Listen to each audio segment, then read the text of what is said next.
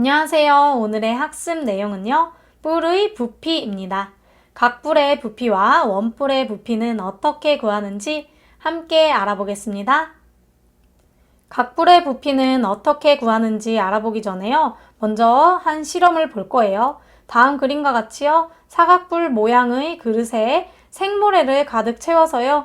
밑면이 합동이고 높이가 같은 사각기둥의 모양의 그릇에 옮겨 부으면요. 사각기둥 모양의 그릇에 3번 만에 채울 수가 있어요.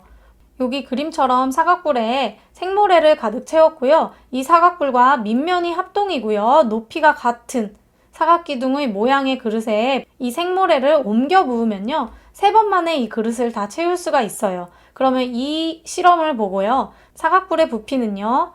이 사각뿔과 밑면이 합동이고 높이가 같은 사각기둥의 부피에 곱하기 3분의 1을 해준 것과 같죠. 따라서 각뿔의 부피는 다음과 같이 구할 수가 있는데요. 각뿔의 부피는요. 3분의 1 곱하기 각기둥의 부피를 해주시면 돼요. 근데 각기둥의 부피는요. 우리가 앞에서 배웠죠. 밑넓이 곱하기 높이가 됩니다. 따라서 각뿔의 부피는요. 3분의 1 곱하기 밑넓이 곱하기 높이가 된다라는 것을 알 수가 있겠습니다. 이번에는 원뿔의 부피에 대해서 알아볼 건데요. 역시나 실험을 해봤는데 다음 그림과 같이 원뿔 모양의 그릇에 생모래를 가득 채워서요. 원뿔과 밑면이 합동이고 높이가 같은 원기둥 모양의 그릇에 옮겨 부었는데요. 이때 원기둥 모양의 그릇을 3번 만에 채울 수가 있었습니다. 원뿔 모양의 그릇에요. 생모래를 가득 채운 거예요. 이랬을 때 이 원뿔과 밑면의 모양이 합동이고요. 높이가 둘이 똑같은 원기둥의 그릇에 옮겨 담았더니요. 3번을 담았더니 원기둥의 모래가 꽉 채워졌다라는 것이거든요.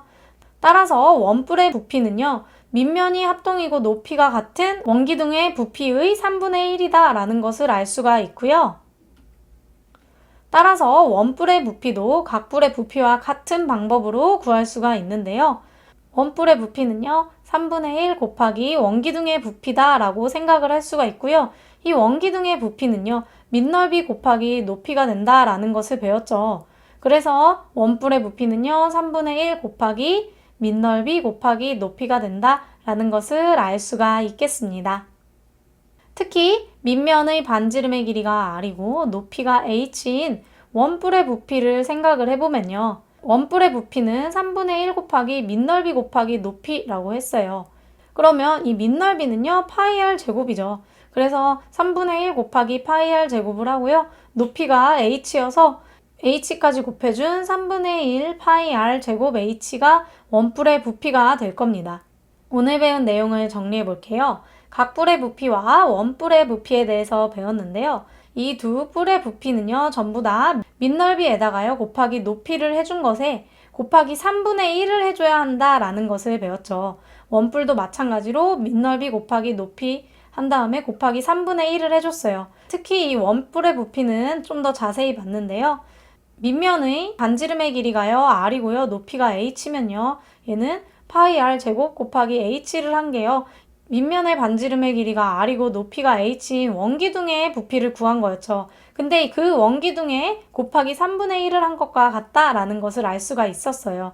따라서 원뿔의 부피를요. 3분의 1 파이 r 제곱 h다 라고 구할 수가 있었습니다. 오늘 수업 여기까지 할게요.